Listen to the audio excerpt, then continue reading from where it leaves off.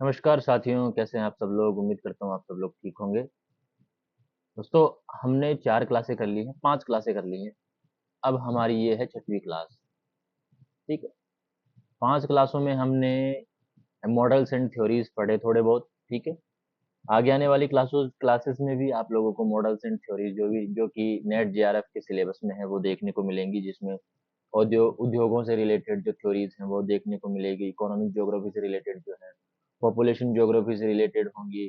तो इसके अलावा पॉलिटिकल ज्योग्राफी से रिलेटेड जो थ्योरीज होंगी वो आप सबको यहाँ पर देखने को मिलेगी। ठीक है। ये 6वीं क्लास है, हमारी 6th क्लास है। और इस क्लास में हम पढ़ेंगे composition composition and structure of the atmosphere. Structure of the atmosphere, ये इस क्लास में हम पढ़ेंगे। इसका मतलब है कि वायुमंडल का हम संगठन वायुमंडल का संगठन व संरचना हम यहाँ पर पढ़ेंगे। ठीक है।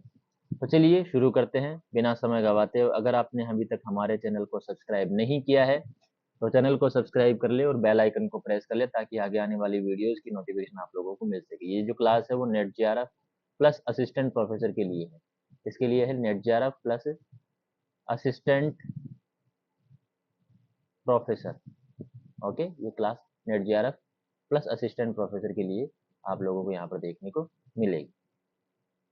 हाय, मैं हूँ दीपक और मैंने एमए किया है ज्योग्राफी से। जेआरएफ क्वालिफाई हूँ मैं 99.66 परसेंटाइल के साथ।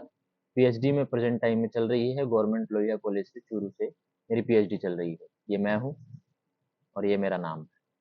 ठीक है। आपको पता होना चाहिए आपको कौन पढ़ा रहा है। तो चलिए शुरू करते हैं क्लास को। पृथ्वी का वायुमंडल। देखो, वायुमंडल की अगर मैं बात करूं तो हमारा जो ग्रह है जिसका नाम है पृथ्वी, वो गैसों की एक गहरी परत से घिरा हुआ है, जो इसकी सतह से कई हजार किलोमीटर ऊपर तक फैली हुई है। ठीक है। पृथ्वी के इस गैसीय आवरण को हम क्या कहते हैं? वायुमंडल कहते हैं। जैसे स्थलमंडल होता है और जलमंडल होता है, वायुमंडल भी उसी तरह पृथ्वी का एक अभिन्न अंग माना जाता है। पृथ्वी की त्रिज्या की तुलना की अगर मैं बात करूं तो पृथ्वी की जो त्रिज्या है वो 6371 किलोमीटर है। इसकी तुलना की अगर मैं बात करूं तो वायुमंडल जो है वो बहुत ज्यादा पतली गैसीय परत के रूप में हमें दिखाई देता है। बहुत ज्यादा पतली गैसीय परत है। ठीक है। लेकिन ये जो गैसीय परत है वो गुरुत्वाकर्षण बल के कारण पृथ्वी से अलग नहीं हो सकती है। पृथ्वी घूर्णन भी कर रही है, पृथ्वी अपने आप में एक सेंट्रीफ्यूगल फोर्स भी अप्लाई कर रही है, जिसे हम अपसारी बल कह देते हैं। इसके अलावा यहाँ पर बहुत सारी गैसेस भी है जो अपने आप में हल्की गैसें हैं। यहाँ पर सोलर जो विंड्स हैं वो भी प्रभावी होती है। इसके अलावा हवाएं खुद भी चलती है। लेकिन फिर भी क्या होता है, ये वायुमंडल जो है पृथ्वी के साथ लगा हुआ है। क्यों लगा हुआ है? क्योंकि पृथ्वी के ऊपर क्या है? गुरुत्वाकर्षण बल है। और गुरुत्वाकर्षण जो बल है उसने क्या किया हुआ है, इस गैसीय आवरण को जिसे हम वायुमंडल कहते हैं उसे पृथ्वी के साथ जोड़े हुए रखता है। यहाँ एक टर्म आता है वायुदाब। वायुदाब क्या होता है? पृथ्वी की सतह पर वायु के भार के कारण जो दबाव पड़ता है। देखो, हवा का एक अपना दबाव होता है और उसका अपना एक वेट होता है, उसके अपना एक वजन होता है। और वो वजन क्या होता है? पृथ्वी की सतह पर पड़ता है, तो उस वजन को, उस पड़ने वाले दबाव को क्या कहते हैं? उस दबाव को कहते हैं वायु का दबाव या वायुदाब कैसे कहते हैं। ठीक है। वायुदाब एक महत्वपूर्ण जलवायु तत्व है। अपने जलवायु में वर्षा, हवाएं, चक्रवात, ये बहुत सारी यहाँ पर टेम्परेचर, ये बहुत सारी यहाँ पर फैक्टर्स हैं जलवायु के। इन जलवायु तत्वों में एक महत्वपूर्ण तत्व वायुदाब भी है, जो हमारे यहाँ पर चक्रवातों को, वायु, हवाओं को, मौसम को परिवर्तित करने या उसको उसमें परिवर्तन लाने या उसमें उसका निर्धारण करने में बहुत ज्यादा इंपॉर्टेंट रोल प्ले करता है। अगर हम यहाँ भर बात करें MSL पर, मीन सी लेवल पर वायुदाब की, तो वो कितना होता है? 1013.25 MB होता है। ये इंपॉर्टेंट है, बहुत बार एग्जाम में पूछा जा चुका है। ठीक है। अब हम बात करते हैं वायुमंडल की भूमिका क्या है। भाई साहब, वायुमंडल आता किस काम में है? तो वायुमंडल में देखो बहुत सारी गैसेस पाई जाती है, जैसे ऑक्सीजन हो गया, कार्बन डाइऑक्साइड हो गया, नाइट्रोजन हो गया। ये पौधे ये क्या करती हैं? हमारे जो जीवन है उसको सस्टेन करने में ये जो गैसेस हैं वो बहुत ज्यादा भूमिका निभाती है। पौधों को जीवित रहने के लिए किस चीज की आवश्यकता पड़ती है? कार्बन डाइऑक्साइड की आवश्यकता पड़ती है। जबकि पशुओं और अन्य जीवों की अगर मैं बात करूँ तो उन्हें जीवित रहने के लिए ऑक्सीजन की आवश्यकता पड़ती है। वायुमंडल जो है वो इन जीवनदायिनी गैसों की निरंतर आपूर्ति करता रहता है, जो पौधों के लिए भी आवश्यकता है, पशुओं के लिए भी आवश्यकता है और पशुओं के अलावा और भी अन्य जो जीव हैं, उन सब के लिए आवश्यक है। सभी जीवों को अपनी जैव भौतिक प्रक्रियाओं के लिए एक निश्चित तापमान सीमा और सौर विकिरण की विशिष्ट आवृत्तियों की आवश्यकता होती है। कोई भी जो जीव है, जो भी जैव भौतिक प्रक्रियाएं होती है, उन सब के लिए एक निश्चित तापमान आवश्यकता होते हैं और सोलर रेडिएशन की एक निश्चित फ्रीक्वेंसी की उन्हें आवश्यकता होती है। उस फ्रीक्वेंसी से ऊपर नीचे जब गड़बड़ होती है तो प्रॉब्लम आती है, ठीक है? तो वायुमंडल इन कुछ आवृत्तियों को क्या करता है, अवशोषित करता है जो सूर्य से आ रही होती है और कुछ को पारित होने देता है, मतलब वापस से जाने देता है, कुछ को परावर्तित कर देता है। अर्थात वायुमंडल सौर विकिरण के प्रवेश को भी क्या करता है, कंट्रोल करता है। वायुमंडल केवल पशुओं, जीवों, पौधों के जीवन को ही सस्टेन नहीं करता है, जबकि सूर्य से आने वाली विकिरणों को भी नियंत्रित करता है, उनको कंट्रोल करता है कि कितनी काम में आनी चाहिए, कितनी काम में नहीं आनी चाहिए। ठीक है? यहाँ पर आगे आगे हम बात करें तो वायुमंडल जो है पृथ्वी की सतह के तापमान को भी एक निश्चित सीमा में बनाए रखता है। अगर वायुमंडल नहीं होता तो अन्य ग्रहों की जैसे ही क्या होता, हमारी पृथ्वी का वायुमंडल भी होता, हमारी पृथ्वी की हालत भी होती, हमारी पृथ्वी का तापमान भी वैसा ही होता। लेकिन हमारी पृथ्वी पर जो वायुमंडल होता है, उस वायुमंडल की वजह से पृथ्वी की सतह का जो तापमान होता है, औसत तापमान, जिस तापमान में जीवन संभव है, उस तापमान को निश्चित सीमा में बनाए रखने का ये ट्राई करता है, ठीक है? यदि वायुमंडल ना होता, तो दिन और रात के तापमान में बहुत ज़्यादा अंतर हो जाता। वायुमंडल क्या करता है? हमारे रहने लायक तापमान को बना देता है। अगर वायुमंडल नहीं होता, तो दिन में बहुत ज़्यादा तापमान हो जाता, रात में बहुत ज़्यादा कम तापमान हो जाता। तो ये दोनों का अंतर जो था, जो अंतर है, वो बहुत ज़्यादा हो जाता है। यदि समताप मंडल में ओज़ोन परत नहीं होती, तो सूर्य से आने वाली जो हानिकारक पराबैंगनी विकिरणें हैं वो सीधे पृथ्वी तक पहुंच जाती और पृथ्वी पर बहुत सारा नुकसान करती, जीवों को नुकसान करती, पौधों को नुकसान करती, ठीक है? वायुमंडल जो है वो बाह्य अंतरिक्ष से आने वाले जो उल्कापिंड होते हैं, उनको भी नियंत्रित करता है और घर्षण के कारण ही मेसोस्फेयर में उनको क्षेत्र में जला देता है, ठीक है? बहुत सारा जो मीटियोराइट पार्ट है वो वहीं पर खत्म कर देता है। यहाँ पर एक मौसम भी एक वायुमंडल की एक महत्वपूर्ण घटना है, जो पौधों की वृद्धि, मानवों के लिए कृषि, कृषि के लिए मृदा निर्माण और मानव बस्तियों जैसे अनेक प्राकृतिक और मानवीय कार्यों को प्रभावित करता है। विभिन्न जलवायु तत्व मिलकर मौसम का निर्माण करते हैं। तो वायुमंडल जो है वो इसका अपना एक महत्व होता है। अगर वायुमंडल नहीं होता तो शायद पृथ्वी पर किसी भी तरह का कोई जीवन नहीं हो पाता, ठीक है? अब हम बात करते हैं वायुमंडल की बनावट की। वायुमंडल की बनावट का मतलब होता है वायुमंडल का संगठन की हम यहाँ पर बात करते हैं। वायुमंडल के संगठन की हम बात करते हैं, उसके कॉम्पोजिशन की बात करते हैं कि वायुमंडल जो है वो किन-किन तत्वों से मिलकर के बना हुआ है, वो हम यहाँ पर देखेंगे। तो वायुमंडल में सबसे पहले हम बात करें तो वायुमंडल अपने आप में बहुत सारी गैसों का क्या है, एक मिश्रण है। इसके अतिरिक्त गैसों के अतिरिक्त क्या है, इसमें ठोस पदार्थ भी पाए जाते हैं, द्रव कणों की बड़ी मात्रा भी पाई जाती है, जिन्हें हम सामूहिक रूप से क्या कहते हैं, एरोसोल्स कहा जाता है। इंपॉर्टेंट ध्यान रखना। वायुमंडल में गैसें हैं, इसके अलावा डस्ट पार्टिकल्स पाए जाते हैं, इसके अलावा कुछ वाटर वेपर्स वगैरह भी पाए जाते हैं, द्रव कण भी पाए जाते हैं। इन सब को मिला करके हम क्या कह देते हैं, एरोसोल कह देते हैं। यहाँ पर कुछ गैसें स्थायी घटक मानी जाती है, जो कुल गैसीय आयतन में निश्चित अनुपात में बनी रहती है, वो परिवर्तित नहीं होती है। उनका जो अनुपात है वो स्थायी रहता है, परमानेंट होता है, इसलिए वो परमानेंट घटक मानी जाती है। अन्य घटक स्थान और समय के अनुसार बदलते हैं। कुछ गैसेस ऐसी हैं जो पूरे वायुमंडल में समान रूप से पाई जाती है। जैसे अगर मैं बात करूँ ऑक्सीजन की, नाइट्रोजन की, तो ये पूरे वायुमंडल में समान रूप से पाई जाती है। लेकिन कुछ घटक ऐसे भी हैं जो स्थान और समय-समय के अनुसार बदलते रहते हैं। गर्मियों में वो घटक अलग होंगे, अलग मात्रा में होंगे, सर्दियों में अलग मात्रा में होंगे, भूमध्य रेखीय क्षेत्रों में अलग मात्रा में होंगे, ध्रुवीय क्षेत्रों में अलग मात्रा में होंगे, इस सतह पर अलग होंगे और अपर एटमॉस्फेयर में अलग होंगे, ठीक है? यदि निलंबित कणों, सस्पेंडेड पार्टिकल्स, वाटर वेपर और अन्य चेंजेबल गैसेस को अलग कर दिया जाए, तो शुष्क वायु जो है, वो लगभग 80 किलोमीटर की ऊंचाई तक पृथ्वी पर लगभग समान रहती है। इन सबको अलग-अलग कर दिया जाए, तो जो ड्राई एयर है, इन सबको अलग कर दिया जाए और केवल हवा रखी जाए, तो इसका लगभग 80 किलोमीटर ऊंचाई तक पृथ्वी पर लगभग ये समान रह सकती है। ऊपरी वायुमंडल में गैसों का अनुपात बदल जाता है, सतह पर गैसों का अनुपात अलग रहता है, ऊपरी वायुमंडल में गैसों का अनुपात अलग हो जाता है। मतलब सतह से ऊपरी वायुमंडल में जब हम जाते हैं तो जो गैसेस हमें देखने को मिलती है उनका रेशियो बदल जाता है। सतह के पास वो ज्यादा कंसंट्रेशन देखने को मिलता है उनका, और ऊपरी वायुमंडल में उनका कंसंट्रेशन कम देखने को मिलता है। यहाँ पर अगर हम बात करें ऑक्सीजन की, तो ऑक्सीजन 120 किलोमीटर की ऊंचाई पर नगण्य हो जाती है। मतलब ऑक्सीजन जो है वो सतह के पास ज्यादा देखने को मिलेगी, और जैसे जैसे हम ऊंचाई पर जाएंगे ऑक्सीजन की मात्रा कम होती चली जाएगी। इसी प्रकार अगर हम बात करें CO2 की और जलवाष्प की, तो वो भी लगभग 90 किलोमीटर तक ही पाए जाते हैं। बात करें हम यहाँ पर नाइट्रोजन और ऑक्सीजन की, इन दो गैसों की अगर मैं बात करूं तो ये दोनों मिलकर के शुद्ध शुष्क वायु का लगभग 99% भाग बनाते हैं। जिनमें से नाइट्रोजन की अगर मैं बात करूं तो नाइट्रोजन जो है वो 78% है। कितना परसेंट है? 78% है, और ऑक्सीजन जो है वो 21% है। तो इन दोनों को मिलाकर के जब हम देखते हैं तो 99% भाग अकेले केवल ये दोनों गैसेस ही बना देते हैं, और लगभग 1% का निर्माण करती है अदर जो गैसेस है, जिन्हें हम इनर्ट गैसेस कह देते हैं। ज्यादातर जो उनमें इनर्ट गैसें हैं, अक्रिय गैसें हैं। इन गैसों के अलावा क्या होता है, वायुमंडल में पर्याप्त मात्रा में जलवाष्प भी मौजूद होता है, और धूल कण भी पाए जाते हैं।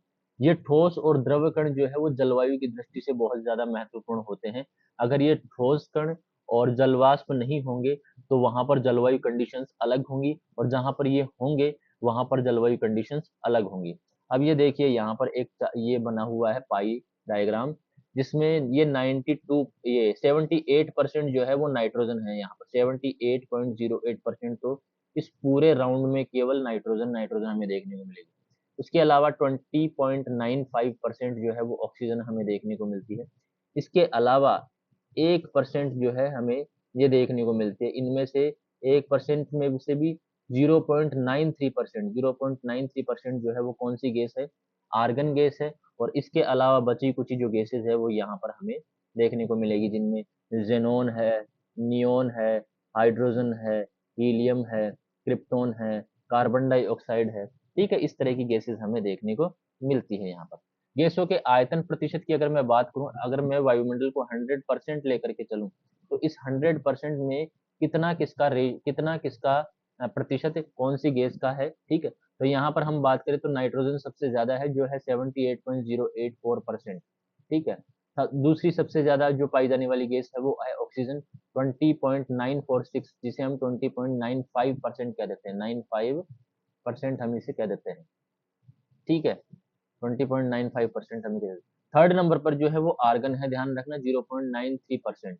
0.93% है। स्टूडेंट्स यहाँ पर कंफ्यूज हो जाते हैं कि यहाँ पर जो गैस हमें देखने को मिलेगी वो कौन सी?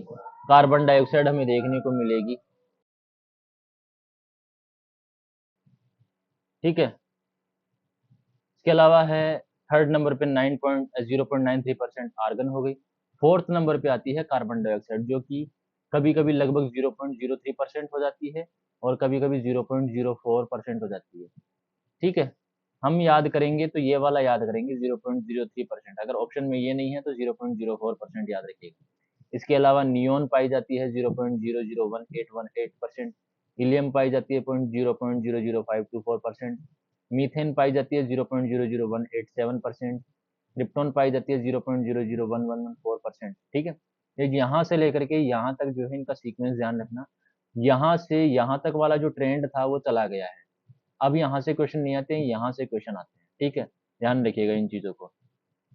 नेक्स्ट है, ये देखिए कंपोजिशन है यहाँ पर 78% नाइट्रोजन है, 24.95% ऑक्सीजन है, इसके अलावा 0.93% आर्गन है, इसके अलावा 0.03% कार्बन डाइऑक्साइड है, इसके अलावा और अदर गैसेज हैं। ठीक है, चलिए सबसे पहले हम बात करते हैं यहाँ पर नाइट्रोजन की।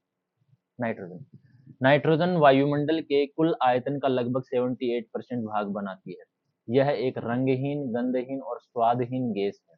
ना ही तो इसका रंग होता है, ना ही इसकी कोई गंध होती है, ना ही इसका कोई स्वाद होता है। अपेक्षाकृत ज्यादातर ये क्या है, एक इनर्ट गैस मानी जाती है। इनर्ट का मतलब होता है अक्रिय गैस मानी जाती है। अक्रिय गैस का मतलब क्या होता है? अक्रिय गैस क्या होती है? एक तो होती है सक्रिय गैस और एक होती है अक्रिय गैस। अक्रिय गैस वह गैस होती है जो सामान्यतः अन्य पदार्थों के साथ प्रतिक्रिया नहीं करती है, किसी अन्य पदार्थों के साथ क्या करती है, प्रतिक्रिया नहीं करती है। इनर्ट का अर्थ होता है नॉन रिएक्टिव, मतलब ऐसी गैस जो किसी के साथ भी रिएक्ट नहीं करती है। ऐसी गैसों के परमाणु रासायनिक अभिक्रियाओं में अन्य परमाणुओं के साथ संयोजन नहीं करते हैं। तो नाइट्रोजन क्या है, एक इनर्ट गैस है, और ये सभी जैविक यौगिकों का एक महत्वपूर्ण घटक है। जितने भी जैविक यौगिक हैं, जीवन है, उसका एक महत्वपूर्ण घटक है। नाइट्रोजन का जो उपयोग होता है वो ऑक्सीडेशन या अन्य क्षरण जो होते हैं उनको रोकने के लिए किया जाता है। इसके अलावा ये एयर रिएक्टिव गैसों के लिए इनर्ट डाइल्यूएंट के रूप में भी इसका यूज किया जाता है। ऊष्मा या रसायनों को हटाने के लिए कैरियर के रूप में भी इसका उपयोग किया जाता है। आग या विस्फोट को रोकने के लिए भी इनहिबिटर के रूप में उपयोग किया जाता है। आप लोग जो देखते हैं फायर एक्सटिंग्विशर, उसके अंदर भी नाइट्रोजन देखने को मिलती है। इसके अलावा जो पैकेट्स होते हैं, फूड पैकेट्स होते हैं, उनमें भी नाइट्रोजन गैस देखने को मिलती है। इसके अलावा अगर मैं बात करूं, एरोप्लेन के जो टायर होते हैं उनमें भी हमें नाइट्रोजन गैस देखने को मिलती है। ठीक है, तो नाइट्रोजन का जो मुख्य कार्य है वो कंबशन को नियंत्रित नियंत्रित करना है, मतलब जलन को, या फिर मैं कहूँ जलने को, कंबशन को नियंत्रित करना है। ये एक बहुत ज्यादा ठंडी गैस होती है। आई होप आप लोगों ने मूवीज में देखा होगा, कई बार जो ये बार में लड़के लड़कियां खड़े होकर के शॉट्स मारते हैं ना, तो उन शॉट्स के अंदर जो धुआं निकलती रहती है वो एक तरह से नाइट्रोजन गैस ही होती है। कई बार क्या होता है, ये नाइट्रोजन गैस आंतों में जा करके और आंतों को सिकुड़ करके उनको खराब कर देती है। ठीक है, तो उल्टी वगैरह भी हो जाती है। ठीक है, तो ध्यान रखना नाइट्रोजन गैस ठंडी होती है। इसके अलावा जो मेडिकल डिपार्टमेंट वगैरह है, इसके अलावा जो पशु चिकित्सक हैं, वो अपने साथ जो एक थैला सा रखते हैं, उसमें नाइट्रोजन गैस होती है, उनमें से धुआं निकलती है, वो नाइट्रोजन गैस होती है। यह ऑक्सीजन को डाइल्यूट करती है। ध्यान रखना, यह ऑक्सीजन को डाइल्यूट करने का काम करती है नाइट्रोजन। यह विभिन्न प्रकार के ऑक्सीडेशन में अप्रत्यक्ष रूप से सहायक होती है। ध्यान से रखना, प्रत्यक्ष नहीं, अप्रत्यक्ष रूप से ये सहायक होती है। नेक्स्ट हम बात करें तो इनर्ट गैस में मुख्य रूप से नोबल गैसेस शामिल की जाती है। इनर्ट गैसों के बारे में आप लोगों को पूछ सकता है कि निम्नलिखित में से कौन सी इनर्ट या अक्रिय गैस नहीं है या है। तो इनर्ट गैसेस में नोबल गैसेस होती है, जैसे कि हीलियम हो गया, आर्गन हो गया, neon, krypton, xenon and radon. ये वाली जो गैसेस हैं वो नोबल गैसेस या इनर्ट गैसेस कही जाती है। रेडोन गैस का उपयोग मैं बताता हूँ आप लोगों को। रेडोन गैस का जो यूज किया जाता है वो भूकंप का पूर्वानुमान लगाने के लिए किया जाता है। भूकंप का पूर्वानुमान लगाने के लिए इसका उपयोग किया जाता है। भूकंप का पूर्वानुमान लगाने के लिए, हालांकि इसको महसूस हम नहीं कर सकते हैं, लेकिन ये इंस्ट्रूमेंट के द्वारा महसूस की जाती है और इससे पता चलता है कि हाँ, भूकंप आने वाला है। ठीक है, दूसरे नंबर की जो गैस है वो है ऑक्सीजन। ऑक्सीजन भी आपको पता है एक रंगहीन, गंधहीन और स्वादहीन गैस है। ठीक है, जो सभी जीवित प्राणियों के लिए आवश्यक है। बिना ऑक्सीजन के कोई भी प्राणी यहाँ पर पृथ्वी पर सरवाइव नहीं कर सकता है। पशु क्या करते हैं, पशु और जीव क्या करते हैं, ऑक्सीजन को ग्रहण करते हैं और उसे कार्बन डाइऑक्साइड में परिवर्तित करते हैं। हमें पता है कि हम लोग क्या करते हैं, ऑक्सीजन को ग्रहण करते हैं और कार्बन डाइऑक्साइड के रूप में उसे बाहर छोड़ते हैं। पौधे क्या करते हैं, कार्बन डाइऑक्साइड का उपयोग भोजन बनाने के लिए करते हैं। जो कार्बन डाइऑक्साइड हम छोड़ते हैं उसका यूज पौधे जो है पौधे भोजन बनाने में करते हैं, और ऑक्सीजन को क्या करते हैं, पुनः वायुमंडल में छोड़ते हैं। जिस समय पौधे कार्बन डाइऑक्साइड का यूज करके भोजन बना रहे होते हैं, उसी समय वे क्या करते हैं, ऑक्सीजन को पुनः क्या करते हैं, वायुमंडल में छोड़ते हैं। इसीलिए तो कहा जाता है कि अगर वायुमंडल में ऑक्सीजन की मात्रा कम हो रही है तो, या फिर कार्बन डाइऑक्साइड ज्यादा बढ़ रहा है, तो हमें पौधे लगाने चाहिए। तो पौधे क्या करते हैं, कार्बन डाइऑक्साइड को ग्रहण करते हैं और ऑक्सीजन को रिलीज करते हैं। यद्यपि ऑक्सीजन जो है वो वायुमंडल का केवल लगभग 21% ही भाग है, फिर भी यह जीवों के लिए सबसे महत्वपूर्ण गैस है। इसके बिना कोई भी जीव सरवाइव नहीं कर पाता है। ऑक्सीजन अन्य तत्वों के साथ मिलकर ऑक्साइड्स बनाती है, जैसे कि महत्वपूर्ण यौगिक बनाती है। इसके अतिरिक्त यह कंबशन को बिना ये इसके बिना जो है वो कंबशन संभव नहीं है। आप कोई भी चीज जलाओगे तो उसमें ऑक्सीजन की आवश्यकता होगी। ऑक्सीजन के बिना आप किसी भी तरीके की जलाने वाला उपयोग नहीं कर सकते। आप किसी भी चीज को जला नहीं सकते बिना ऑक्सीजन के। ध्यान रखना, अगर आप किसी जैसे आपके पास कोई बत्ती है, उस बत्ती में आपने आग लगा रखी है और उस बत्ती को आपने क्या किया, एक कटोरे से ढक दिया, तो बिना ऑक्सीजन के क्या होगी, वो बत्ती बुझ जाएगी। ठीक है, तो ध्यान रखना, बिना ऑक्सीजन के आप आग नहीं जला सकते। ऑक्सीजन के लिए आग कार्बन की जरूरत होती है। थर्ड नंबर है carbon dioxide. Carbon dioxide gas यह तीसरी महत्वपूर्ण गैस है। हालांकि बात करें कंसंट्रेशन के मामले में तो थर्ड नंबर पे आती है आर्गन गैस, लेकिन आर्गन गैस जो है वो नोबल गैस है, मतलब अक्रिय गैस है। अक्रिय गैस होने की वजह से उसका कोई काम नहीं होता है, इसलिए यहाँ पर हम थर्ड इंपॉर्टेंट जो गैस है जो हमारे वायुमंडल के लिए इंपॉर्टेंट है वो कौन सी है, कार्बन डाइऑक्साइड है, जो शुष्क वायु का लगभग 0.03% भाग बनाती है, ध्यान रखना। और यह कंबशन का एक उत्पाद है, ठीक है, कंबशन का एक उत्पाद है, मतलब जब चीजें जलती है तो उसकी वजह से कार्बन डाइऑक्साइड गैस रिलीज होती है। उत्पाद का मतलब होता है प्रोडक्ट। जब चीजें जलती है तो कार्बन डाइऑक्साइड बनती है। हरे पौधे क्या करते हैं, फोटोसिंथेसिस की प्रक्रिया के माध्यम से वायुमंडल में मौजूद कार्बन डाइऑक्साइड को क्या करते हैं, अवशोषित करते हैं, और इसका उपयोग भोजन निर्माण तथा अन्य जैव भौतिक प्रक्रियाओं के लिए करते हैं। चलिए, ऊष्मा को अवशोषित करने की क्षमता के कारण कार्बन डाइऑक्साइड का जलवायु पर महत्वपूर्ण प्रभाव पड़ता है। कार्बन डाइऑक्साइड क्या करती है, जो ऊष्मा होती है उसको अवशोषित करने का काम करती है, और ऊष्मा भी कौन सी, जो सूर्य से आने वाली विकिरणें होती है उनको अवशोषित नहीं करती है, जबकि सूर्य की किरणों की वजह से जो पृथ्वी गर्म होती है, जब पृथ्वी गर्म होकर के अपने आप में रेडिएशन छोड़ती है तो उन रेडिएशन को, उस ऊष्मा को ये अवशोषित करती है, जिसकी वजह से यहाँ के जो यहाँ का जो तापमान है वो बना रहता है। कार्बन डाइऑक्साइड की वजह से तापमान यहाँ पर बना रहता है, क्योंकि ये क्या करती है, उस ऊष्मा को अवशोषित कर लेती है। यह पृथ्वी के हीट एनर्जी बजट में एक महत्वपूर्ण भूमिका निभाती है। अगर कार्बन डाइऑक्साइड नहीं होती तो अर्थ का जो हीट बजट होता है वो अलग होता है, लेकिन हमारी अर्थ का जो हीट बजट है उसमें महत्वपूर्ण भूमिका निभाती है, तो कार्बन डाइऑक्साइड की मौजूदगी की वजह से।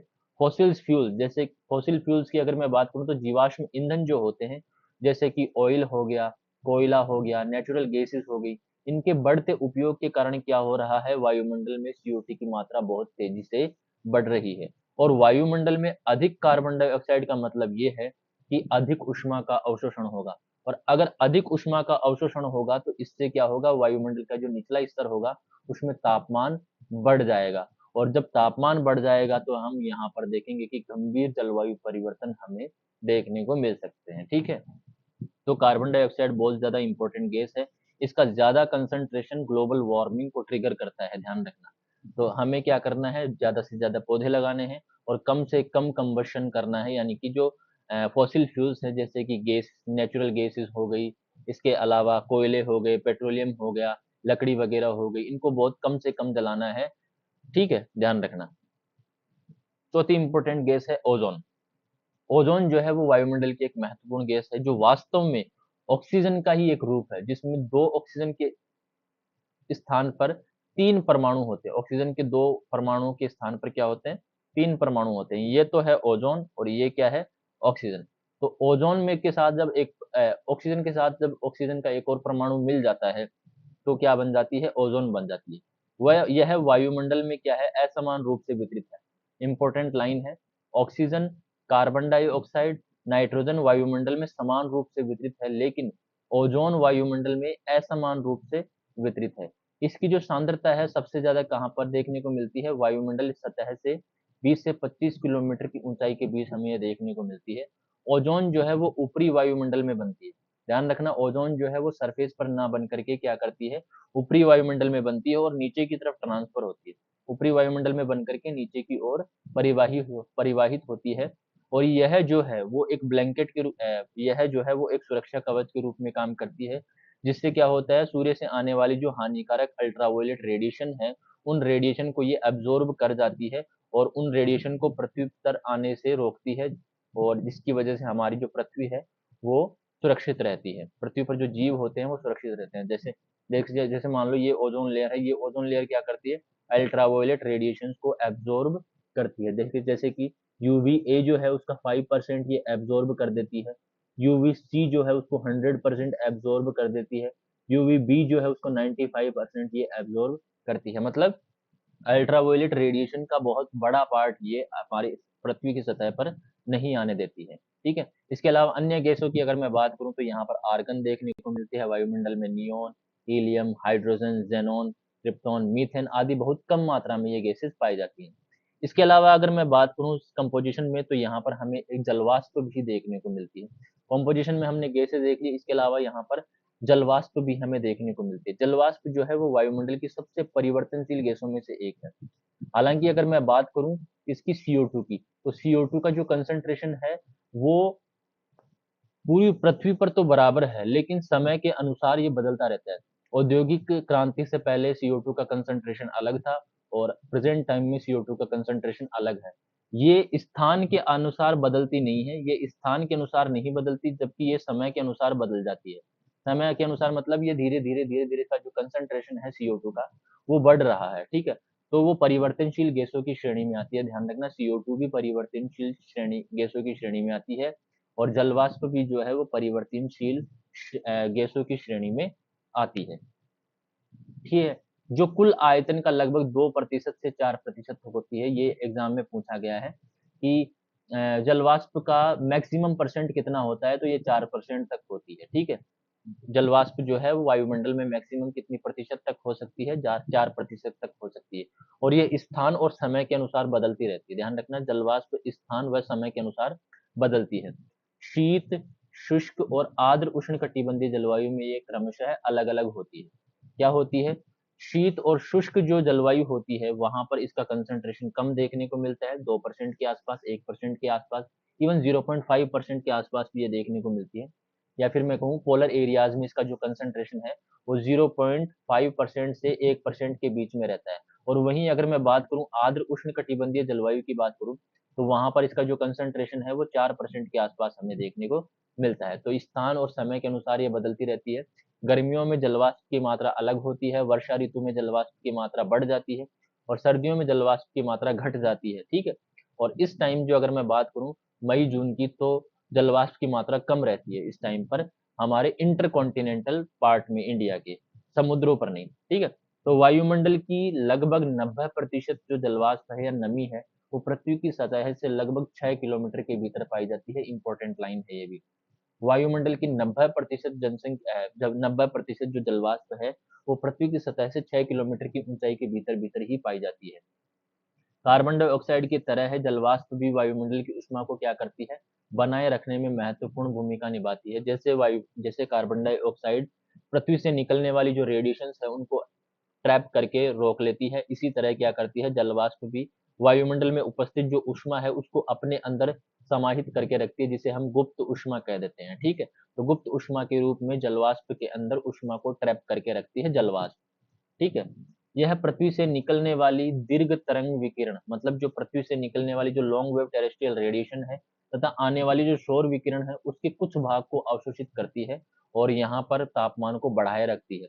जब भी आप देखते हैं कि बरसात के दिनों के बाद में जब भी धूप पड़ती है तो गर्मी ज्यादा महसूस होती है, उमस ज्यादा होती है। हालांकि टेम्परेचर कम होता है लेकिन उमस हमें फील होती है, क्योंकि जलवाष्प के अंदर जो मौजूद गुप्त ऊष्मा होती है वो हमसे टकरा करके और ज्यादा ऊष्मा पैदा कर देती है, जिसकी वजह से हमें गर्मी फील होती है, उमस फील होती है। जलवाष्प वर्षा और बादलों का मुख्य स्रोत है। ध्यान रखना, अंडरलाइन कर लेना, जलवाष्प जो है वो वर्षा और बादलों का मुख्य स्रोत है। वर्षा और बादल जो है जलवाष्प की वजह से ही बनते हैं। ठीक है, संघनन के समय यह गुप्त ऊष्मा छोड़ती है। ध्यान रखना, जब जलवाष्प बनती है तो अपने अंदर हीट एब्जॉर्ब करके वो रखती है, जिसे हम कहते हैं गुप्त ऊष्मा। और जब इस वाष्प का संघनन होता है, मतलब ये ठंडी होती है, तो ये गुप्त ऊष्मा है वो रिलीज होती है। मतलब कंडेंसेशन के टाइम पर ये जो जलवाष्प है वो गुप्त ऊष्मा को छोड़ती है। और ये जो गुप्त ऊष्मा है वो तूफानों की प्रमुख ऊर्जा होती है।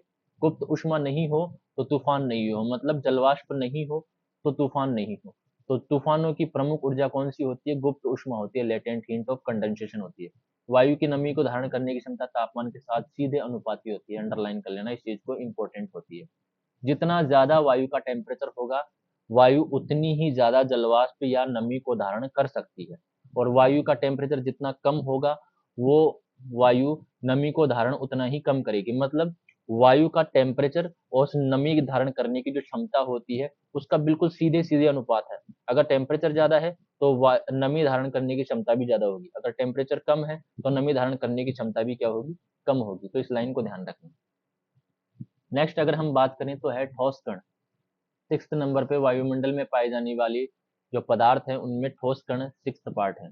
वायुमंडल में उपस्थित ठोस कणों में चट्टानों से बने रेत कण, ज्वालामुखी की राख होती है, सूक्ष्म जीव होते हैं तथा महासागरीय लवण शामिल होते हैं। ध्यान रखना, ठोस कणों में क्या क्या है?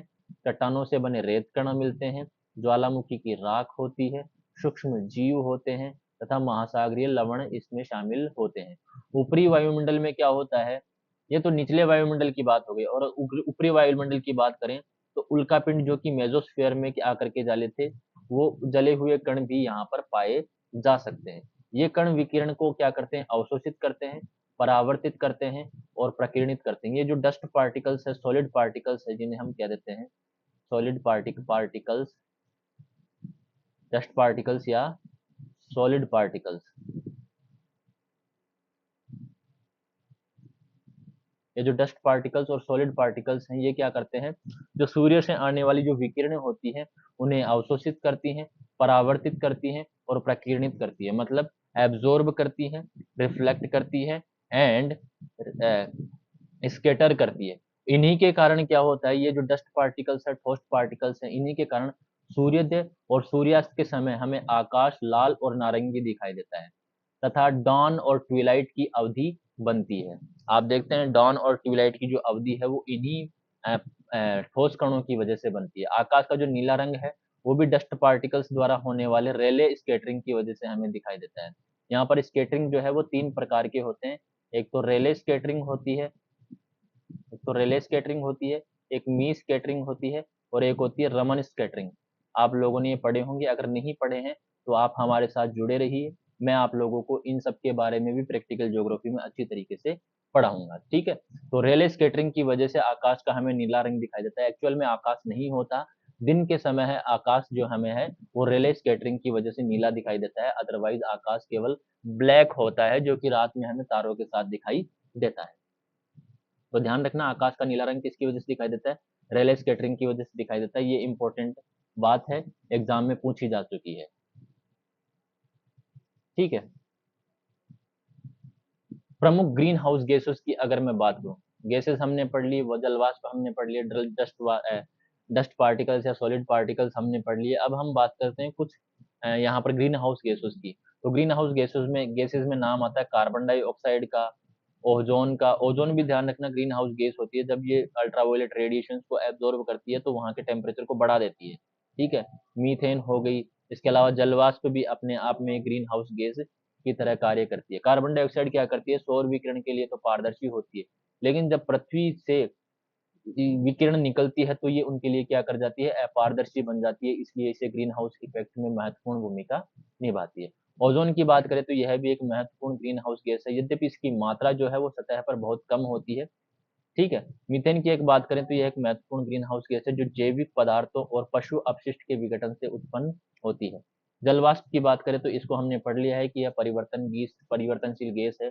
ऊंचाई बढ़ने पर तथा भूमध्य रेखा से ध्रुवों की तरफ जाने पर यह घटती जाती है, मतलब सतह के आसपास इसका कंसंट्रेशन ज्यादा देखने को मिलता है और ऊंचाई पर जाते जाते इसका कंसंट्रेशन खत्म हो जाता है या कम हो जाता है। वैसे ही अगर मैं बात करूं भूमध्य रेखा से जब हम पोलर एरियाज की तरफ बढ़ते हैं तो वहां पर भी हमें भूमध्य रेखीय क्षेत्र से जब हम पोलर एरियाज की तरफ बढ़ते हैं तो यहाँ पर हमें कम जलवाष्प देखने को मिलेगी और भूमध्य रेखीय क्षेत्रों में ज्यादा जलवाष्प देखने को मिलती है। मतलब भूमध्य रेखा से ध्रुवों की तरफ जाते जाते जलवाष्प का जो कंसंट्रेशन है वो घटता जाता है। मतलब भूमध्य रेखा के आसपास ये पाई जाती है 4% के आसपास और पोलर एरियाज के आसपास ये 0.5 से 1% के आसपास पाई जाती है। तो ध्यान रखना, उष्ण और आर्द्र क्षेत्रों में यह लगभग 4% तक हो सकती है, जबकि शुष्क और ठंडे क्षेत्रों में 1% से कम भी हो सकती है।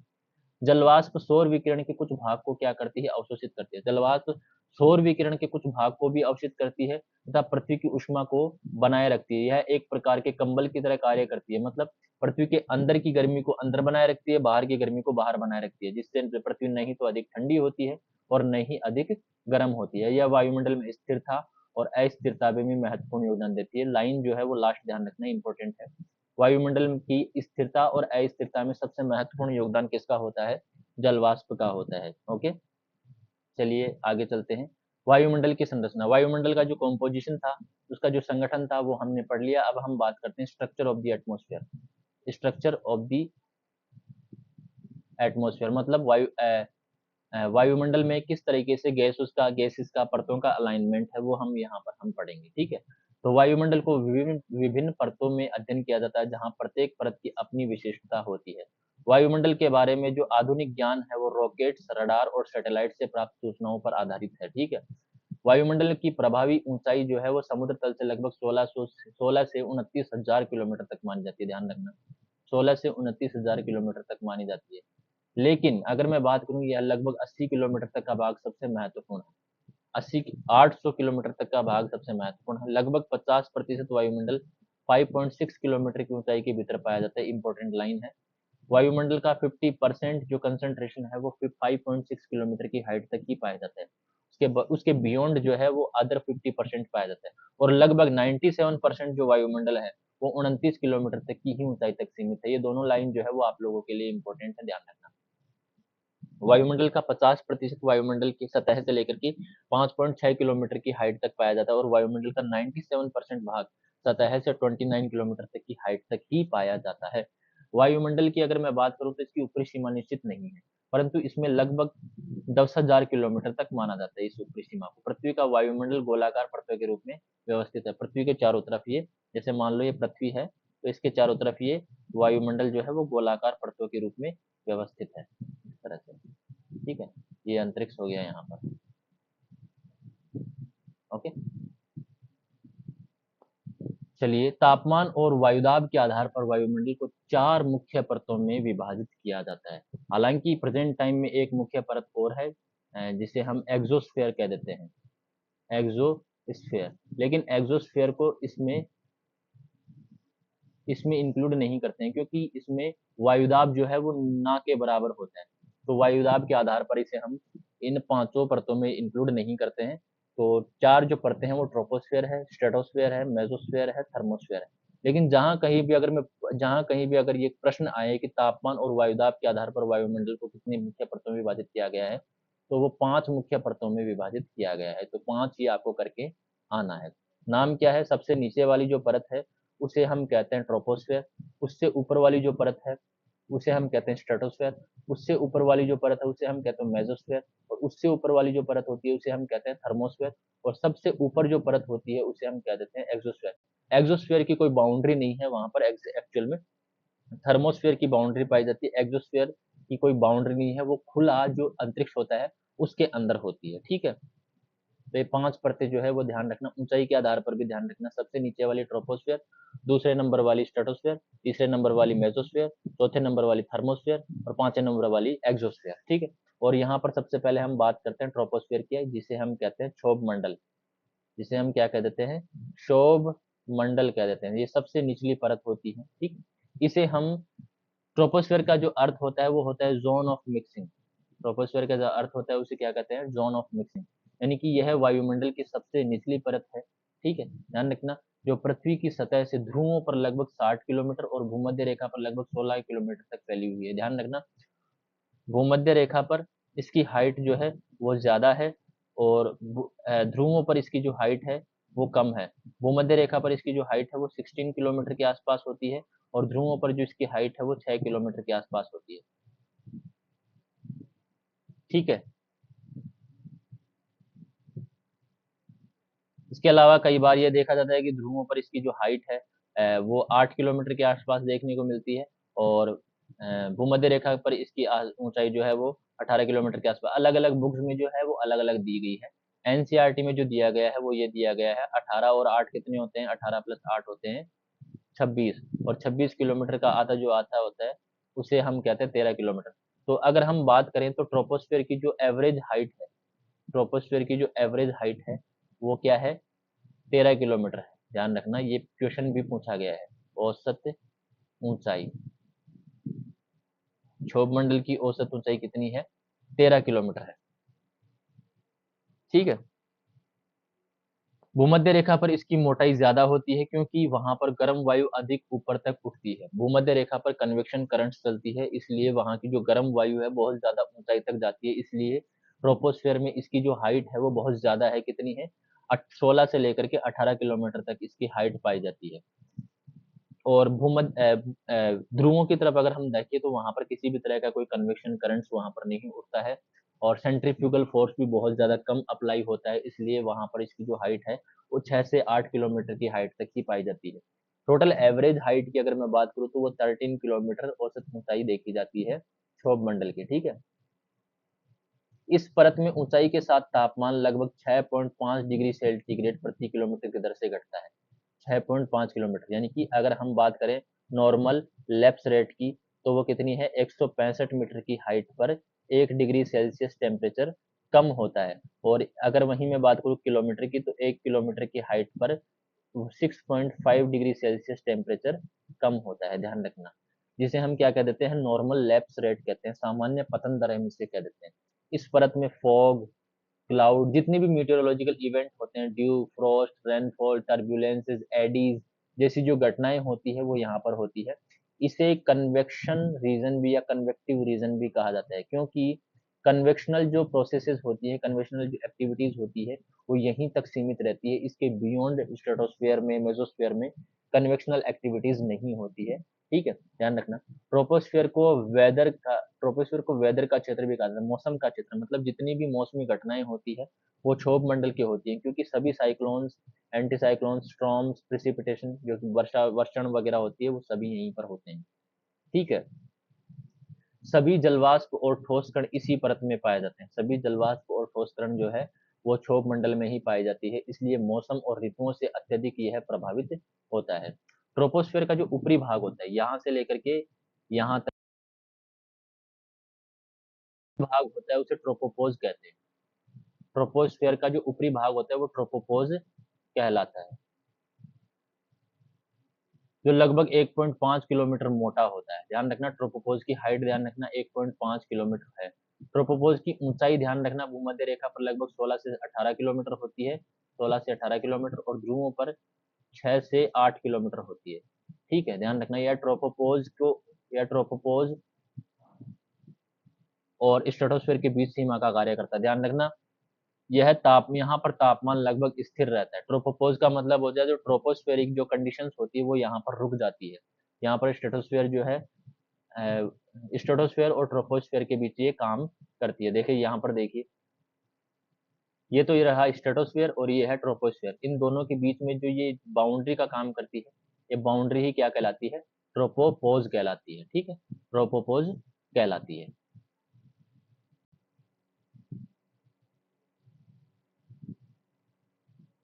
ये हमने देख लिया है, अब हम आगे बढ़ते हैं। अब हम बात करते हैं स्ट्रेटोस्फेयर की, जिसे हम कहते हैं समताप मंडल। जिसे हम क्या कहते हैं, समताप मंडल। समताप मंडल के हम बारे में जानते हैं। समताप मंडल जो है वो क्षोभ मंडल के ऊपर स्थित होता है, और यह लगभग 50 किलोमीटर तक की हाइट तक फैला हुआ है। ध्यान रखना, इस परत में प्रारंभ में तापमान स्थिर रहता है, लेकिन ऊपर जाने पर यह बढ़ता है, और लगभग 50 किलोमीटर पर यह 0 डिग्री तक पहुंच जाता है। देखो, जब हम बात करते हैं स्ट्रेटोस्फेयर की, तो स्ट्रेटोस्फेयर में जो प्रारंभ में जो तापमान होता है वो स्थिर रहता है, लेकिन जैसे ही हम 20 25 30 की 25 किलोमीटर की हाइट पर पहुंचते हैं, धीरे धीरे जो तापमान है वो बढ़ना शुरू होता है। धीरे धीरे जो तापमान है वो बढ़ना शुरू होता है, और बढ़ते बढ़ते कहाँ तक पहुंच जाता है, 0 डिग्री सेल्सियस तक पहुंच जाता है। कहाँ तक पहुंच जाता है, 0 डिग्री सेल्सियस के आसपास। देखो ये आसपास यहाँ पर पहुंच जाता है, लेकिन ये ध्यान रखना, 0 डिग्री सेल्सियस से ऊपर नहीं हो पाता है। वो इसलिए होता है क्योंकि इस स्ट्रेटोस्फेयर में, समताप मंडल में, इस ऊंचाई पर ओजोन गैस पाई जाती है, और ओजोन गैस क्या करती है, ओजोन गैस सूर्य से आने वाली जो पराबैंगनी किरणें होती है, उन विकिरणों को एब्जॉर्ब करती है, और उस एब्जॉर्प्शन की वजह से वहां पर टेम्परेचर इस लेयर का बढ़ना शुरू होता है, लेकिन वो 0 डिग्री सेल्सियस के नीचे नीचे ही रहता है। हालांकि जो स्ट्रेटोस्फेयर का जो लोअर पार्ट है, मतलब समताप मंडल का जो निम्न पार्ट है, नीचे वाला जो पार्ट है, वहां पर जो तापमान है वो कुछ ऊंचाई तक क्या होता है, स्टेबल रहता है, स्थिर रहता है, बढ़ता नहीं है। लेकिन कुछ ऊंचाई पर जाने के बाद वो बढ़ता है, और 0 डिग्री सेल्सियस तक ये पहुंच जाता है। ठीक है, तापमान में वृद्धि का जो कारण है वो ओजोन की उपस्थिति है, ये मैंने बता दिया है, जो कि क्या करती है, सूर्य की जो हानिकारक अल्ट्रावायलेट रेडिएशन होती है उनको अवशोषित करती है, और इन अवशोषण के कारण ही यहाँ पर टेम्परेचर इन्वर्जन हमें देखने को मिलता है। टेम्परेचर इन्वर्जन का मतलब होता है ऊंचाई के साथ तापमान घटने की बजाय बढ़ता है, तो इस स्थिति को हम टेम्परेचर इन्वर्जन कहते हैं। ठीक है, जनरली हम देखते हैं कि ऊंचाई के साथ तापमान क्या होता है, कम होता है, लेकिन इस परत में उस ऊंचाई पर क्या होता है, टेम्परेचर धीरे धीरे बढ़ना शुरू होता है, तो इस कंडीशन को हम टेम्परेचर इन्वर्जन कहते हैं। और ये टेम्परेचर इन्वर्जन जो वाला है वो क्वेश्चन पूछा भी जा चुका है। कैसे पूछा था? देखो मैं बताता हूँ आपको किस तरीके से ये क्वेश्चन पूछा था। एक डायग्राम दिया गया था और इस डायग्राम में यहां से लेकर के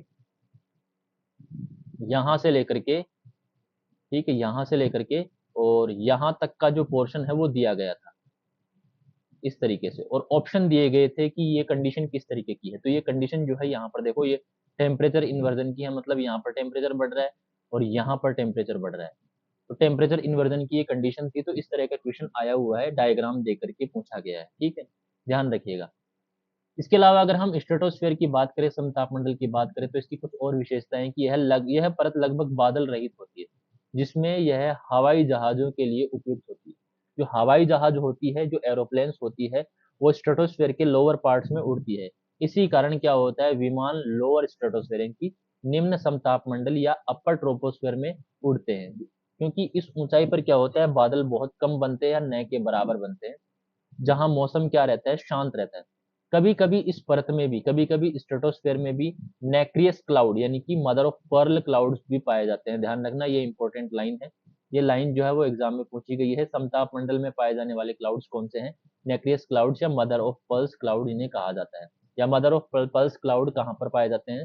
तो समताप मंडल में पाए जाते हैं, निम्न समताप मंडल में पाए जाते हैं लोग, जो कि लगभग 30 किलोमीटर की ऊंचाई पर ही बनते हैं। ज्यादा ऊंचाई पर नहीं बनते, 30 किलोमीटर की ऊंचाई पर बनते हैं। क्यों बनते हैं?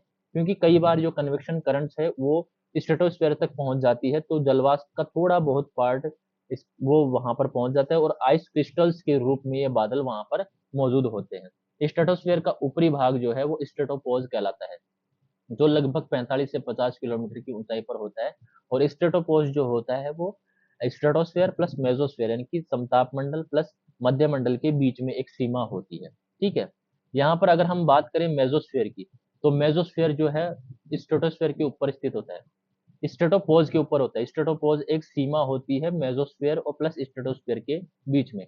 तो मेसोस्फेयर जो होता है वो स्ट्रेटोपोज के ऊपर होता है। इस परत में ऊंचाई के साथ तापमान पुनः घटता है। देखिए यहाँ पर देखिए, यहाँ देखिए, ओजोन परत में ये तापमान बढ़ रहा था, ठीक है, तो 0 डिग्री सेल्सियस के आसपास पहुंच जाता है। लेकिन क्या होता है, स्ट्रेटोपोज में तापमान फिर इक्वल रहता है और फिर क्या होता है, मेसोस्फेयर में जो तापमान होता है वो वापस से घटना शुरू होता है। और वो कहाँ तक पहुंच जाता है? वो पहुंच जाता है, देखिए यहाँ पर 100 किलोमीटर, सो -100 डिग्री सेल्सियस तक ये पहुंच जाता है 80 किलोमीटर की हाइट पर। यहाँ नहीं, ये इरेजर काम नहीं कर रहा है। यहाँ पर देखो, ये माइनस -100 डिग्री सेल्सियस तक ये टेम्परेचर पहुंच जाता है 80 किलोमीटर की हाइट तक। यानी कि जो मेसोस्फेयर की जो हाइट है वो 50 किलोमीटर से लेकर के 80 किलोमीटर तक है। यानी कि मेसोस्फेयर जो है वो 30 किलोमीटर मोटी एक परत है, 30 किलोमीटर मोटी एक परत है, ध्यान रखना। और मेसोस्फेयर में ही क्या होता है, जो अ, वो होते हैं उल्कापिंड जो होते हैं, वो इस स्फीयर में ही आकर के जलना शुरू होते हैं। यहाँ वर्टिकल एयर करंट्स अपेक्षाकृत क्या होती है, स्वतंत्र होती है। वर्टिकल एयर करंट्स यहाँ पर स्वतंत्र होती है। और ऊपरी मेसोस्फीयर में नॉक्टिल्यूसेंट क्लाउड्स, जो कि बर्फ क्रिस्टल से बने हुए बादल होते हैं, वो भी कभी कभी यहाँ पर बनते हैं। तो इंपॉर्टेंट लाइन है, नॉक्टिल्यूसेंट क्लाउड जो होते हैं, जो बर्फ क्रिस्टल से बने बादल होते हैं, वो कौन से स्फीयर में पाए जाते हैं? वो मेसोस्फीयर में पाए जाते हैं। तो ध्यान रखना, स्ट्रेटोस्फेयर में मदर ऑफ पर्ल्स यानी कि नेक्रियस क्लाउड्स पाए जाते हैं, वहीं मेसोस्फेयर की बात करें तो वहां पर नॉक्टिल्यूसेंट क्लाउड्स पाए जाते हैं, जो बर्फ के क्रिस्टल से बने बादल होते हैं। तो मेसोस्फेयर का जो ऊपरी भाग होता है वो मेसोपोज कहलाता है, जो लगभग 85 से 90 किलोमीटर की ऊंचाई तक होता है। ठीक है, अब हम बात करते हैं यहाँ पर नेक्स्ट लेयर की, जिसे हम कहते हैं थर्मोस्फेयर। थर्मोस्फेयर जो है वो मेसोपोज के ऊपर थर्मोस्फेयर स्थित होता है, जहाँ ऊंचाई के साथ तापमान पुनः बढ़ने लगता है। ये देखिए यहाँ पर जो तापमान मेसोस्फेयर में कम हो रहा था ऊंचाई के साथ साथ, वो अब क्या हो रहा है, यहाँ पर थर्मोस्फेयर में ऊंचाई के साथ तापमान बढ़ना शुरू हो जाता है। ठीक है, बढ़ना शुरू हो जाता है। यहाँ पर वायुदाब जो है वो बहुत कम होता है। वायुमंडल की उच्चतम सक्रिय परतों में से यह एक परत है जहां पर तापमान बहुत ज्यादा पाया जाता है। यहाँ पर एक चीज हम देखते हैं, तो स्ट्रेटोस्फेयर में एक परत पाई जाती है जिसे हम कहते हैं ओजोनोस्फेयर। पहले ओजोनोस्फेयर के बारे में हम पढ़ते हैं, थर्मोस्फेयर के बारे में आगे हम पढ़ेंगे। ये समताप मंडल में पाई जाती है ओजोनोस्फेयर। ठीक है, इसके बारे में हम थोड़ा सा पढ़ लेते हैं पहले। ओजोनोस्फीयर जो है वो पृथ्वी की सतह से लगभग 20 से 50 किलोमीटर की ऊंचाई के बीच स्थित होता है। हालांकि संपूर्ण जो कंसंट्रेशन होता है वो इस ऊंचाई पर नहीं होता है। सबसे ज्यादा जो सबसे ज्यादा जो कंसंट्रेशन होता है वो होता है 20 से 25 किलोमीटर के बीच ये कंसंट्रेशन पाया जाता है। वहीं उष्ण कटिबंधीय क्षेत्रों की बात करें तो ये कंसंट्रेशन 26 से 28 किलोमीटर तक पाया जाता है। और ध्रुवों की अगर हम बात करें तो वो कंसंट्रेशन 12 से 20 किलोमीटर की ऊंचाई के बीच सबसे ज्यादा ये कंसंट्रेशन पाया जाता है। यह ओजोनोस्फीयर जो है वो स्ट्रेटोस्फीयर तथा निचले मेसोस्फीयर तक भी फैला हुआ होता है। ओजोन अणुओं की उपस्थिति के कारण यह परत सूर्य की हानिकारक जो अल्ट्रावायलेट रेडिएशन होती है, इसे उनको आने से रोकता है। इसकी वजह से यहाँ पर केमिकल रिएक्शंस होते हैं, मतलब ऑक्सीजन जो है वो ओजोन में चेंजेस होती है। मतलब ओजोन जो बनती है हमारी अर्थ पर वो ऊंचाई पर बनती है और वो नीचे की तरफ आती है। तो ध्यान रखना, ओजोन जो बनती है वो ओजोनोस्फीयर में बनती है। इसलिए इस केमिकल रिएक्शंस होने के कारण इसे ओजोनोस्फीयर को केमोस्फीयर भी कहा जाता है। केमिकल रिएक्शंस होने के कारण क्या कहा जाता है? केमोस्फीयर भी कहा जाता है, या हम कहें रासायनिक मंडल भी कहा जाता है, क्योंकि यहाँ अनेक रासायनिक क्रियाएं होती है। इस परत में जो तापमान होता है वो लगभग 5 डिग्री सेल्सियस प्रति किलोमीटर की दर से बढ़ता है। इंपॉर्टेंट लाइन है, क्वेश्चन पूछा गया है कि समताप मंडल में तापमान बढ़ता है कितनी किलोमीटर प्रति सेकंड कितनी किलोमीटर कितनी किलोमीटर कितना 1 डिग्री सेल्सियस कितने किलोमीटर सॉरी 5 डिग्री सेल्सियस कितने किलोमीटर पर बढ़ता है। क्योंकि 1 किलोमीटर पर हम ये देखते हैं कि कितने किलोमीटर कितने डिग्री सेंटीग्रेड बढ़ता है। 5 डिग्री सेंटीग्रेड तापमान यहाँ पर बढ़ता है, ध्यान रखना। तो 5 डिग्री सेंटीग्रेड पर किलोमीटर की स्पीड से या पर किलोमीटर की रेट से ये टेम्परेचर यहाँ पर बढ़ता है। प्राकृतिक स्ट्रेटोस्फेरिक ओजोन मुख्यतः उष्ण कटिबंधीय और मध्य अक्षांशों में बनती है। इंपॉर्टेंट लाइन, नेचुरल स्ट्रेटोस्फेरिक जो ओजोन है या प्राकृतिक समताप मंडलीय ओजोन जो है वो मुख्यतः कहाँ बनती है? उष्ण कटिबंधीय और मध्य अक्षांशों में बनती है, ध्यान रखना। फिर जाकर के ये ट्रांसफर होती है वहां पर, ठीक है। अंटार्कटिका में वसंत ऋतु के दौरान ओजोन की अत्यधिक कमी वाले क्षेत्र पाए जाते हैं। कब पाए जाते हैं? वसंत ऋतु के दौरान अंटार्कटिका में ओजोन की अत्यधिक कमी वाले क्षेत्र पाए जाते हैं। क्यों? क्योंकि अंटार्कटिका में उस टाइम पर सूर्य की किरणें नहीं पहुंच पाती, और अगर सूर्य की किरणें नहीं पहुंच पाएगी तो ओजोन बनेगी कहां से? इसलिए ओजोन वहां पर कम हो जाती है। इसलिए उस कंडीशन को क्या कहते हैं? ओजोन होल्स कहा जाता है। ये नेक्रियस क्लाउड्स, क्लोरोफ्लोरोकार्बन तथा अन्य मानव जनित प्रदीपों से संबंधित है। ओजोन होल जो है किससे संबंधित है? न्यूक्लियस क्लाउड से संबंधित है। क्लोरोफ्लोरो जो कार्बन है उससे रिलेटेड है। इसके अलावा और भी अन्य जो मानव जनित प्रदूषक होते हैं उनसे रिलेटेड है। ओजोन जो है वो नीचे ट्रोपोस्फीयर में भी ट्रांसफर होती है, विशेषकर पोलर फ्रंट के पास। जहां पर पोलर फ्रंट्स होते हैं वहां पर ये ओजोन जो है वो नीचे की तरफ ट्रांसफर होती है। सतह के निकट जो ओजोन होती है वो नाइट्रोजन ऑक्साइड्स और वोलेटाइल ऑर्गेनिक कंपाउंड जैसे प्रदूषकों, इसके अलावा तीव्र सूर्य प्रकाश और गर्म मौसम के कारण बनती है, ध्यान रखना। सतह पर ओजोन किसके कारण बनती है? नाइट्रोजन ऑक्साइड, वीओसीज यानी कि वोलेटाइल ऑर्गेनिक कंपाउंड्स जैसे जो प्रदूषक है, इसके अलावा सूर्य का जो प्रकाश होता है उसके कारण वहां पर बनती है। और यह फोटोकेमिकल स्मोक का एक प्रमुख घटक है, ध्यान रखना। इंपॉर्टेंट लाइन है ये, एनवायरमेंट की लाइन भी यहाँ पर ऐड की जा चुकी है। फोटोकेमिकल स्मोक का प्रमुख घटक क्या है? ओजोन है, जो विशेषकर गर्मियों में शहरी क्षेत्रों को क्या करता है? प्रभावित करता है, ठीक है। मेसोस्फीयर के बारे में हम पढ़ रहे थे। मेसोस्फीयर ओजोन परत के ऊपर स्थित मध्यवर्ती परत है, लगभग 50 से 80 किलोमीटर तक फैली होती है, ध्यान रखना इसकी हाइट। इस परत में ऊंचाई के साथ तापमान भी घटता है, ये भी ध्यान रखना। यह लगभग 80 किलोमीटर पर -100 डिग्री सेल्सियस तक पहुंच जाता है। उल्कापिंड जो है वो इसी परत में जल जाते हैं। ये सारा का सारा जो इंफॉर्मेशन है मेसोस्फीयर के बारे में वो मोस्ट इंपॉर्टेंट है, ठीक है। अब हम बात करते हैं थर्मोस्फीयर की। थर्मोस्फीयर देखो, थर्मोस्फीयर में ऊंचाई के साथ तापमान तेजी से बढ़ता है, ये हमने देख लिया है। इसका एक भाग जो है वो आइनोस्फीयर कहलाता है। इंपॉर्टेंट लाइन है, ध्यान रखना। आपको क्वेश्चन पूछा जाता है कि आइनोस्फीयर निम्नलिखित में से कौन सी वायुमंडलीय परत का भाग है, तो वहां पर 4 ऑप्शन दे दिए जाएंगे आपको। थर्मोस्फीयर, ओजोनो थर्मोस्फीयर, समताप मंडल, मेसोस्फीयर और क्षोभ मंडल। तो आपको क्या करना है वहां पर? आयनोस्फीयर जो है वो थर्मोस्फीयर का ही पार्ट है, जो लगभग 80 से 400 किलोमीटर तक फैला हुआ। कितने किलोमीटर तक फैला हुआ है? 80 से 400 किलोमीटर तक फैला हुआ होता है।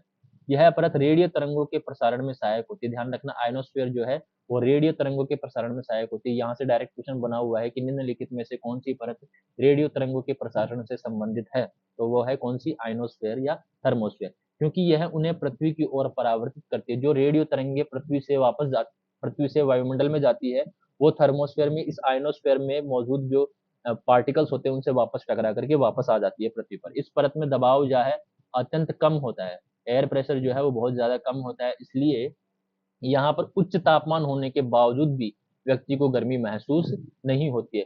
क्योंकि गर्मी महसूस होने के लिए एयर प्रेशर कंसंट्रेशन होना बहुत जरूरी है, एयर प्रेशर का होना बहुत जरूरी है। लेकिन यहाँ पर एयर प्रेशर जो है वो बहुत ज्यादा कम है, इसलिए यहाँ पर टेम्परेचर ज्यादा होने के बावजूद भी किसी भी व्यक्ति को यहाँ पर गर्मी महसूस नहीं होती है। इसके अलावा अगर मैं बात करूँ तो इंटरनेशनल स्पेस स्टेशन और सैटेलाइट जो है वो इसी परत में परिक्रमा करते हैं। इंटरनेशनल जो स्पेस स्टेशन है अलग अलग कंट्रीज ने छोड़ रखे हैं, स्पेशली अमेरिका एंड चाइना ने जो स्पेस स्टेशन छोड़ रखे हैं वो इसी परत में परिक्रमा करते हुए हमें दिखाई देते हैं। यहाँ गैस के अणु बहुत दूर दूर होते हैं, इसलिए उष्मा का जो अनुभव है वो यहाँ पर नहीं होता। उष्मा का अनुभव करने के लिए क्या होता है, गैसियस कणों का डेंसिटी ज्यादा होना जरूरी है, लेकिन इस परत में गैसियस कणों की या गैस के अणुओं की जो डेंसिटी है वो बहुत कम होती है, अर्थात वो बहुत ज्यादा दूर दूर होते हैं, इसलिए यहाँ उष्मा का अनुभव नहीं होता है। इस परत के निचले भाग में ओरोरा दिखाई देती है। ओरोरा क्या होती है? ओरोरा उत्तरी गोलार्ध और दक्षिणी गोलार्ध में उत्तरी ध्रुव और दक्षिणी ध्रुव पर कुछ प्राकृतिक सोलर रेडिएशन की वजह से मैग्नेटिक पावर वहां पर जनरेट होती है, जिसकी वजह से वहां पर अलग अलग हमें प्रकाशीय घटनाएं देखने को मिलती है, उन्हें हम ओरोराज कहते हैं। ठीक है, यहाँ पर एक परत जो होती है जिसे हम आयनोस्फेयर कहते हैं। आयनोस्फेयर की जो हाइट है वो 80 से 400 किलोमीटर के बीच पाई जाती है, और आयनोस्फेयर एक विद्युत आवेशित परत है। ध्यान रखना, यह एक इलेक्ट्रिक चार्ज परत है। इलेक्ट्रॉनिकली इलेक्ट इलेक्ट्रॉनिकली इलेक्ट्रॉनिकली या इलेक्ट्रिकली चार्ज्ड ये परत है। ठीक है, इस आयनोस्फेयर में प्रमुख रूप से 4 आयनिक परत पाई जाती है। इस आयनोस्फेयर में प्रमुख रूप से कितनी आयनिक परतें पाई जाती है? 4 आयनिक परतें पाई जाती है, जिन्हें हम कहते हैं डी लेयर, ई लेयर, एफ लेयर, जी लेयर। ये परतें हम इन्हें कह देते हैं, इनके अलग अलग नाम है। इन सब की क्या है, अलग अलग अपनी अपनी विशेषताएं हैं। डी लेयर की बात करें तो यह निम्न आवर्तन वाली यानी कि लो फ्रीक्वेंसी जो रेडियो वेव्स होती है उन्हें परावर्तित करती है। इंपॉर्टेंट लाइन है, अकेली यही जो परत है डी परत, वो अकेली यही परत है जो लो फ्रीक्वेंसी वाली रेडियो वेव्स को रिफ्लेक्ट करती है, जबकि यह मध्यम और उच्च आवर्ती तरंगों को अवशोषित कर लेती है। ये अकेली ऐसी परत है जो लो फ्रीक्वेंसी वाली रेडियो वेव्स को रिफ्लेक्ट करती है, बाकी मीडियम और हाई फ्रीक्वेंसी वाली जो रेडियो वेव्स होती है उनको ये एब्जॉर्ब कर लेती है, उनको नीचे ये नहीं भेजती है। जबकि बात करें ई लेयर की तो यह मीडियम और हाई फ्रीक्वेंसी वाली जो रेडियो वेव्स होती है उन्हें परावर्तित कर देती है, और जो लो फ्रीक्वेंसी वाली रेडियो वेव्स होती है उन्हें एब्जॉर्ब कर लेती है। जस्ट उल्टा है। वहीं एफ लेयर की बात करें तो यह 2 भागों में विभाजित होती है, जिसे हम F1 और F2 लेयर कहते हैं, और यह रेडियो तरंगों को परावर्तित करती है। जी लेयर की बात करें तो यह दिन और रात दोनों में बनती है, लेकिन स्पष्ट रूप से पहचानी नहीं जाती है। यह आप लोगों को ध्यान रखना है। यह परत अगर मैं बात करूं तो आयनीकरण की विशेषता से युक्त है। आयनोस्फेयर आयनीकरण की विशेषता से युक्त है, जिसके कारण रेडियो वेव जो होती है वो रिफ्लेक्ट होती है यहाँ से। रात्रि में बात करें तो एफ लेयर ही सक्रिय रहती है, रात्रि में केवल एफ लेयर सक्रिय रहती है, जबकि डी और ई लेयर्स में आयनीकरण बहुत कम हो जाता है। रात के टाइम में एफ लेयर एक्स्ट्रा तरीके से एक्टिव रहती है, जबकि डी और ई जो लेयर्स होती है उनका जो आयनाइजेशन होता है वो बहुत ज्यादा कम हो जाता है। इसका मतलब ये होता है कि डी और ई लेयर रात्रि के समय बहुत कम एक्टिव रहती है। दिन के समय डी और ई लेयर्स में जो आयनाइजेशन है वो बढ़ जाता है, आयनीकरण जो है वो बढ़ जाता है, तथा एफ लेयर में F1 क्षेत्र विकसित होता है। दिन के समय में एफ लेयर में F1 क्षेत्र F1 जो लेयर है वो एक्टिव हो जाती है। F2 लेयर दिन में और रात दोनों में बनी रहती है। F2 लेयर जो है वो दिन और रात दोनों में बनी रहती है, जबकि F लेयर में F1 जो लेयर है वो दिन में एक्टिव होती है। F1 दिन में एक्टिव होती है, F2 भी दिन में एक्टिव रहती है, लेकिन F1 रात में थोड़ी कम एक्टिव हो जाती है, लेकिन F2 रात में पूरी की पूरी एक्टिव बनी रहती है। आई होप आपको ये चीज समझ में आ गई होगी। और रेडियो वेव्स के रिफ्लेक्शन के लिए सबसे महत्वपूर्ण ये F2 लेयर होती है, ध्यान रखना। यहाँ पर एक लाइन होती है कर्मन लाइन, ये जो F रेखा होती है, F जो परत होती है, F परत, यहाँ पर एक लाइन होती है, तो ध्यान रखना F परत में कर्मन लाइन पाई जाती है। कर्मन लाइन पृथ्वी के सॉरी, कर्मन लाइन नहीं होती, वो दूसरी होती है। देखो यहाँ पर आ गया है।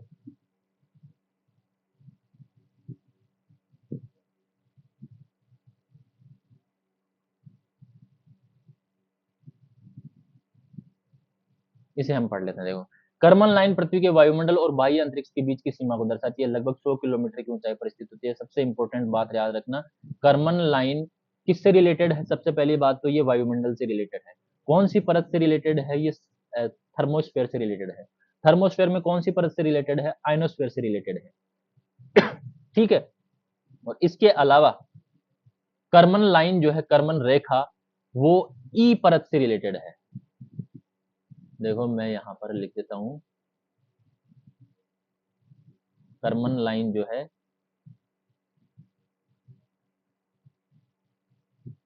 एक मिनट, थोड़ा सा कंफ्यूजन है मुझे इसमें, मैं चेक करता हूँ, एक मिनट रुकिएगा आप लोग।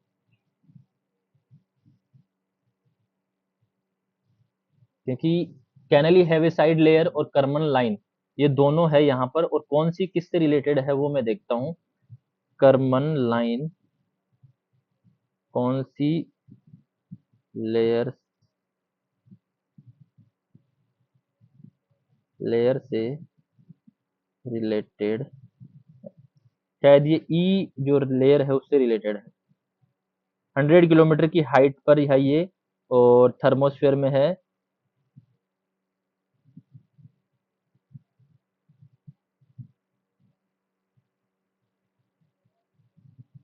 और ये कर्मन लाइन का ताल्लुक जो है वो ई लेयर, जिसे हम कैनली हैवीसाइड लेयर भी कहते हैं, उससे है, ध्यान रखना।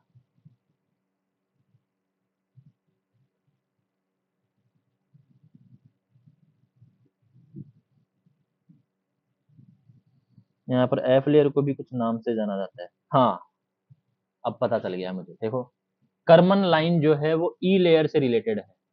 ये एग्जाम में क्वेश्चन पूछा गया है, कर्मन लाइन जो है वो ई लेयर से रिलेटेड है, बार बार पूछा जाएगा, इंपॉर्टेंट है, ध्यान रखना। जिसकी ऊंचाई कितनी है? 100 किलोमीटर की ऊंचाई पर स्थित है। इस कर्मन लाइन के अलावा यहाँ पर एक लेयर और पाई जाती है, जिसे हम कहते हैं कैनली हैवीसाइड लेयर, या हैवीसाइड लेयर हम इसे कह देते हैं, जो आयनोस्फेयर की एक महत्वपूर्ण परत है, जो कि लगभग 90 से 150 किलोमीटर के बीच होती है। और ये भी क्या होती है? ई लेयर से रिलेटेड होती है, ई परत से रिलेटेड होती है। यह रेडियो तरंगों के परावर्तन में महत्वपूर्ण भूमिका निभाती है। इसे ई लेयर का भाग माना जाता है। यहाँ पर मैं लिख देता हूँ, एफ नहीं है, इसे ई लेयर का भाग माना जाता है। और वहीं अगर हम बात करें, यहाँ पर एक परत है जिसका नाम है एप्लिटन बर्नेट परत। कौन सी परत है यहाँ पर? एप्लिटन बर्नेट, एप्लिटन बर्नेट परत। ये क्वेश्चन भी पूछा गया है कि निम्नलिखित में से कौन सी परत को एप्लिटन बर्नेट परत कहा जाता है? तो एप्लिटन बर्नेट परत का जो संबंध होता है वो किससे होता है? एफ परत से होता है। ये चीजें जो है वो आप लोग ध्यान रखिएगा, भूल मत जाना, ये एग्जाम में क्वेश्चन पूछा जाता है। ठीक है। तो कर्मन लाइन कैनली हैवीसाइड का संबंध किससे है? ई परत से है। और एप्लिटन बर्नेट परत जो है उसका संबंध किससे है? एफ परत से है। कर्मन लाइन कितनी किलोमीटर की हाइट पर है? 100 किलोमीटर की हाइट पर हो। कैनली हैवीसाइड की मोटाई कितनी है? 90 से लेकर के 150 किलोमीटर की हाइट पर ये अपने देखने को मिलती है आइनोस्फेयर में, जिसका संबंध ई लेयर से माना जाता है। इंपॉर्टेंट चीजें हैं, आई होप आपको बात ये समझ में आ गई होगी। ये देखिए यहाँ पर एफ लेयर, ये डे टाइम है और ये नाइट टाइम में है। F2 लेयर, F1 लेयर दोनों टाइम में विकसित होती है। ई लेयर और डी लेयर दिन में होती है। लेकिन वहीं अगर मैं बात करूं किसकी? एफ लेयर की, तो एफ लेयर का F2 जो पार्ट होता है वो रात के टाइम पर एक्टिव होता है। F1 थोड़ा बहुत पार्ट इसका दिन के टाइम पर भी होता है। मतलब एफ जो लेयर है वो पूरी तरह रात के टाइम में एक्टिव होती है। इसके अलावा ई लेयर थोड़ी बहुत एक्टिव रहती है। ई लेयर थोड़ी बहुत एक्टिव रहती है, पूरी तरीके से एक्टिव नहीं रहती है। इसका जो कंसेंट्रेशन है वो कम हो जाता है। ठीक है। अभी यहाँ पर एक चीज है ओरोला, ओरोरा, यानी कि जिन्हें हम कहते हैं पोलर लाइट्स। देखिए ये पोलर लाइट्स इस तरीके से होती है। यहाँ पर पृथ्वी के जो ध्रुवीय क्षेत्र होते हैं वहां पर मैग्नेटिक पावर जो है वो होती है, और वो मैग्नेटिक फील्ड जो है लाइन से यहाँ पर होती है। और यहाँ पर पॉजिटिव और नेगेटिव जो इलेक्ट्रॉन्स है वो चार्ज होते हैं, चार्ज पार्टिकल्स कोलाइड करते हैं एटमॉस्फेयर में, जिसकी वजह से सोलर विंड्स क्या होती हैं यहाँ पर अलग अलग कलर्स में आकर के प्रदर्शित होती हैं, जिन्हें हम ओरोराज कहते हैं। जिन्हें हम उत्तरी गोलार्ध में अगर बात करें तो ऑरोरा बोरियालिस कह देते हैं। उत्तरी गोलार्ध में नॉर्दर्न जो लाइट्स होती है उन्हें उत्तरी ध्रुव के पास ऑरोरा बोरियालिस कहते हैं।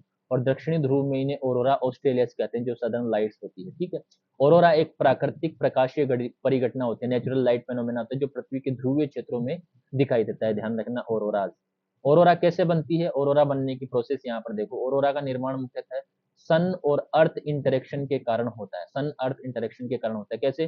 सूर्य से जो सोलर स्ट्रॉम्स होते हैं, जैसे कि कोरोनल मास इजेक्शन होता है, उसके दौरान चार्ज पार्टिकल्स जो होते हैं वो निकलते हैं, इलेक्ट्रिफाइड गैसेस वहां से निकलती है। ये चार्ज पार्टिकल्स क्या होते हैं? पृथ्वी के मैग्नेटिक फील्ड से टकराते हैं, और पृथ्वी का मैग्नेटिक फील्ड हमें अधिकतर हार्मफुल पार्टिकल से बताता है। लेकिन कुछ पार्टिकल्स जो है वो पोल्स, यानी कि नॉर्थ पोल और साउथ पोल्स की ओर मैग्नेटिक फील्ड लाइन के साथ नीचे आ जाते हैं, और ये मैग्नेटिक फील्ड लाइन के साथ ये जो पार्टिकल जो नीचे आते हैं, ये पार्टिकल जब ऊपरी वायुमंडल की गैसेस से टकराते हैं तो वहां पर एनर्जी रिलीज होती है, और यही एनर्जी रंगीन रोशनी उत्पन्न करती है। आई होप आपको ये चीज समझ में आ गई होगी। और यही चमकदार जो रोशनी होती है, रंगीन रोशनी होती है, उसे हम क्या कह देते हैं? ऑरोरा कह देते हैं। ऑरोरा में रंग क्यों बदलते हैं? ऑरोरा में रंग बदलते हैं, ग्रीन जो रंग बदलता है वो ऑक्सीजन की वजह से बदलता है, सबसे कॉमन होता है। रेड जो होता है वो हाई एल्टीट्यूड की ऑक्सीजन की वजह से बनता है, और ब्लू या पर्पल जो होता है वो नाइट्रोजन की वजह से बदलता है। क्यों? क्योंकि ये जो सोलर रेडिएशन के जो पार्टिकल्स आते हैं वो गैसेस के साथ इंटरेक्शन करते हैं और वहां पर अलग अलग कलर जनरेट करते हैं। आयनोस्फेयर और रेडियो वेव्स की अगर मैं बात करूँ तो ऑरोरा मुख्यतः उस क्षेत्र में बनती है जहां पर मैग्नेटोस्फेयर प्लस आयनोस्फेयर ओवरलैप करते हैं। कहां पर बनते हैं? मैग्नेटोस्फेयर प्लस आइनोस्फेयर आपस में ओवरलैप कर जाते हैं, वहां पर ये बनते हो। स्पेशली कहां पर? ई लेयर में बनते हैं, स्पोरेडिक ई लेयर में बनते हैं, जिसे हम कहते हैं कर्मन लाइन के बियॉन्ड। कर्मन लाइन के बियॉन्ड जो कैनली हेविसाइड जो परत होती है, कैनली हेविसाइड, कैनली हेविसाइड जो परत होती है, वहां पर ये हमें ज्यादातर देखने को मिलती है। यह लेयर क्या करती है? हमने पढ़ा था मीडियम फ्रीक्वेंसी रेडियो वेव्स को रिफ्लेक्ट करती है। और वहीं अगर मैं बात करूं लो रेडियो फ्रीक्वेंसी वेव्स को रिफ्लेक्ट कौन सी करती है? तो वो एफ वेव करती है। ध्यान रखना, एफ वेव से जस्ट उल्टा होती है ये। रेडियो कम्युनिकेशन को होराइजन से दूर तक पहुंचने में मदद करती है। कौन सी लेयर? ई लेयर। दिन और रात के अनुसार इसका बिहेवियर बदलता है। डे टाइम में रिफ्लेक्शन कम प्लस डिस्टेंस तक, नाइट रिफ्लेक्शन डिस्टेंस ज्यादा होती है। रिफ्लेक्शन डिस्टेंस ज्यादा होती है, रिफ्लेक्शन कम होता है, ध्यान रखना। एक्सोस्फीयर सबसे ऊपरी परत होती है, लास्ट और मोस्ट जो इंपोर्टेंट परत है उसे हम कहते हैं एक्सोस्फीयर। ठीक है, एक्सोस्फीयर वायुमंडल की सबसे आउटर मोस्ट लेयर होती है। यह लगभग 400 किलोमीटर से शुरू होती है ऊपर तक। यहाँ एयर बहुत ज्यादा रिफाइंड हो जाती है, जैसे कि यहाँ पर गैसेज जो जैसे कि हीलियम और हाइड्रोजन स्पेस में एस्केप कर जाते हैं। यह लेयर धीरे धीरे आउटर स्पेस में मिल जाती है, इसकी कोई बाउंड्री फिक्स नहीं है। ठीक है, ये तो हो गया तापमान और वायुदाब के अनुसार वायुमंडलीय परतों का स्ट्रक्चर। अब हम पढ़ते हैं एटमॉस्फेरिक स्ट्रक्चर, वो भी किसके आधार पर? रासायनिक संगठन के आधार पर।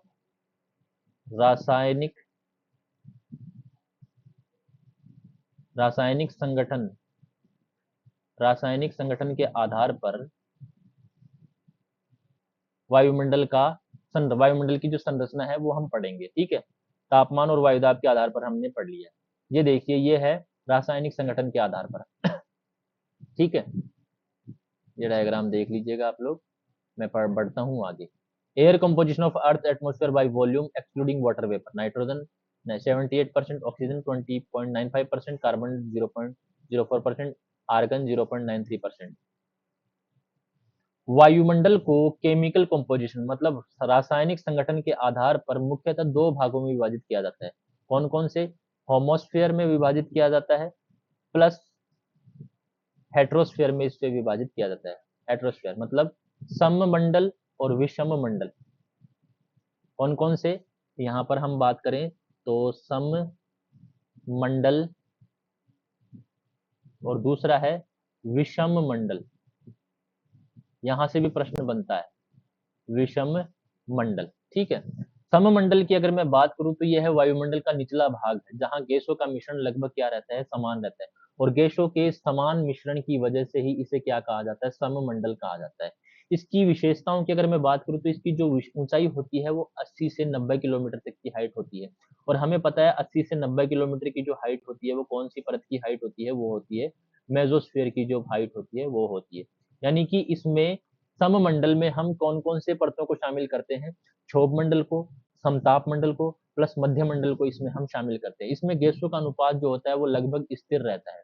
ठीक है, कौन कौन सी गैसें यहाँ पर पाई जाती है? नाइट्रोजन 78% पाई जाती है, ऑक्सीजन 21% पाई जाती है, आर्गन एंड CO2 जो है वो अल्प मात्रा में पाई जाती है। इस क्षेत्र में मिक्सिंग यानी कि टर्बुलेंस प्लस कन्वेक्शन बहुत ज्यादा होते हैं। ध्यान रखना, सममंडल में मिक्सिंग यानी कि टर्बुलेंस प्लस कन्वेक्शन ज्यादा होती है। इसमें शामिल जो परतें होती हैं उसमें ट्रोपोस्फेयर यानी कि क्षोभ मंडल, सममंडल में कौन कौन सी परतें शामिल की जाती है? क्षोभ मंडल, समताप मंडल, ये क्वेश्चन पूछा जाता है, ध्यान रखना, समताप मंडल और मध्य मंडल इसके अंदर शामिल किया जाता है। मध्य मंडल इसके अंदर शामिल किया जाता है, इसलिए इसे जोन ऑफ यूनिफॉर्म कंपोजिशन भी कहा जाता है। इसीलिए इसे क्या कहा जाता है? जोन ऑफ यूनिफॉर्म कंपोजिशन, समान संरचना का परत भी कहा जाता है। दूसरा है विषम मंडल, ठीक है, विषम विषम मंडल। दूसरा विषम मंडल क्यों होता है? यह है वायुमंडल का ऊपरी भाग होता है जहां गैसें अनेक मॉलिक्यूलर वेट वाले होने के अनुसार अलग अलग परतों में विभाजित हो जाती है। यहाँ पर गैसों का जो मॉलिक्यूलर वेट होता है, आणविक भार होता है, वो अलग अलग होता है, इसलिए गैसें अलग अलग परतों में विभाजित होती है। नाइट्रोजन की लेयर अलग बन जाती है, ऑक्सीजन की लेयर अलग बन जाती है, हाइड्रोजन की लेयर अलग बन जाती है, हीलियम की लेयर अलग बन जाती है, हाइड्रोजन की लेयर अलग बन जाती है। ये जो अलग अलग यहाँ पर लेयर्स बन जाती है, इन लेयर्स की हाइट के अनुसार जो है सीक्वेंस पूछा गया है कि सबसे नीचे वाली परत कौन सी है सबसे ऊपर वाली परत कौन सी है। तो ध्यान रखना, सबसे नीचे जो लेयर बनती है यहाँ पर अलग अलग गैसों की, वो होती है नाइट्रोजन, उसके ऊपर बनती है ऑक्सीजन की, उसके ऊपर बनती है हीलियम की, और उसके ऊपर बनती है हाइड्रोजन की। ये देखिए यहाँ पर बना हुआ है, देखिए सबसे पहले नाइट्रोजन लेयर दिखती है जिसकी हाइट है 90 से 200 किलोमीटर, जिसमें नाइट्रोजन प्रमुखतया होती है। दूसरी लेयर होती है, उसके ऊपर जो होती है वो 200 से 600 किलोमीटर की हाइट पर होती है, जिसमें एटॉमिक ऑक्सीजन प्रमुख होती है। तीसरी जो होती है 600 से 1000 किलोमीटर की हाइट पर होती है, जिसमें हीलियम गैस प्रमुख होती है। और चौथी है जो होती है जो 1000 किलोमीटर से अंतरिक्ष की तरफ होती है, जिसे में हाइड्रोजन लेयर होती है। इसमें हाइड्रोजन जो है वो मुख्य गैस होती है, सबसे हल्की गैस होती है, इसलिए सबसे ऊपर पाई जाती है, और ये धीरे धीरे स्पेस में क्या हो जाती है? निकल जाती है। तो ध्यान रखना आप लोग, इस परत में क्या होता है? मोलिकुलर वेट के अनुसार जो परतें होती है वो अलग अलग लेयर्स में विभाजित हो जाती है। इसमें जो गैसेस होती हैं वो मिक्स नहीं होती है, इसमें मोलिकुलर वेट अलग अलग के अनुसार अलग अलग लेयर्स में बढ़ जाती है, ठीक है। सबसे नीचे ही नीचे जो होती है वो नाइट्रोजन होती है, तब उससे ऊपर होती है ऑक्सीजन, उससे ऊपर होती है हीलियम, और सबसे ऊपर होती है हाइड्रोजन। ये सीक्वेंस जो है वो पूछा गया है, इंपॉर्टेंट है, नेट के एग्जाम में ये क्वेश्चन पूछा गया है, ठीक है। असिस्टेंट प्रोफेसर में भी ये पूछा जा चुका है, नेट के एग्जाम में 2 से 3 बार ये क्वेश्चन पूछा जा चुका है, आप लोग ध्यान रखिएगा। विषम मंडल की विशेषताएं अगर मैं बात करूं तो लगभग 80 से 90 किलोमीटर के ऊपर तक के ऊपर से आउटर स्पेस तक इसकी विशेषता होती है। गैसों का मिश्रण समान नहीं रहता, ध्यान रखना, गैसों का मिश्रण समान नहीं रहता है। हल्की गैसें ऊपर होती है और भारी गैसें नीचे होती है। नाइट्रोजन गैस सबसे भारी होती है, ऑक्सीजन उससे हल्की होती है, हीलियम और भी हल्की होती है, और हाइड्रोजन जो है वो सबसे हल्की गैस होती है, ध्यान रखना, ठीक है। इसमें डिफ्यूजन डोमिनेंट होता है और मिक्सिंग कम होती है, ध्यान रखना, डिफ्यूजन डोमिनेंट होता है इस परत में, विषम मंडल में मिक्सिंग बहुत कम होती है। मिक्सिंग किसमें होती है? मिक्सिंग होती है सम मंडल में। आई होप आपको ये चीजें समझ में आ गई होंगी बहुत अच्छी तरीके से। इसके अलावा होमोस्फेयर और हेट्रोस्फेयर का जो क्विक कंपैरिजन है वो आप लोग यहाँ पर देख सकते हैं।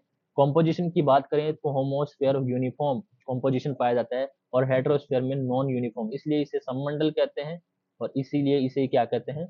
विषम मंडल कहते हैं, ठीक है। हाइट की अगर मैं बात करूं तो सममंडल की हाइट 80 से 90 किलोमीटर की हाइट तक होती है, वहीं 80-90 से ऊपर की जो हाइट होती है वो हेट्रोस्फेयर की होती है, विषम मंडल की होती है। मिक्सिंग की बात करें तो सममंडल में बहुत ज्यादा स्ट्रॉन्ग मिक्सिंग होती है, वहीं विषम मंडल की बात करें तो यहाँ पर मिक्सिंग नहीं होती है, डिफ्यूजन डोमिनेंसी होती है, यहाँ पर अलग अलग हो जाता है चीजें, ठीक है। गैसेस की अगर मैं बात करूँ तो नाइट्रोजन और ऑक्सीजन यहाँ पर डोमिनेट करती है, और वहीं अगर मैं हेट्रोस्फेयर की बात करूँ तो यहाँ पर लाइट गैसेस की डोमिनेंसी होती है, जिसमें हीलियम प्लस हाइड्रोजन होता है, और यहाँ पर आणविक भार की वजह से अलग अलग लेयर्स में डिवाइड हो जाती है, मिक्स नहीं होती है। Layers included troposphere, stratosphere, mesosphere, किसमें? इसमें, ठीक है। और वहीं अगर मैं बात करूं हेट्रोस्फेयर में तो इसमें जो लेयर्स होती हैं वो थर्मोस्फेयर प्लस एक्सोस्फेयर होती है, ठीक है। तो ये थी आप लोगों की क्लास, आज की क्लास। अगर आपको क्लास पसंद आई हो तो क्लास को लाइक जरूर करें, चैनल को क्लास क्लास में क्या पसंद आया है उसके लिए आप लोग कमेंट कर सकते हैं, कमेंट कर सकते हैं, और चैनल को सब्सक्राइब जरूर करिए, चैनल को सब्सक्राइब जरूर करिए। और बेल आइकन को प्रेस कर लीजिए ताकि आगे आने वाली वीडियोस की यानी कि नेट जेआरएफ से रिलेटेड जो क्लासें होंगी उनकी नोटिफिकेशन आप लोगों को मिल सके। तो मिलते हैं नेक्स्ट वीडियो में, तब तक के लिए अपना ध्यान रखिएगा। जय हिंद।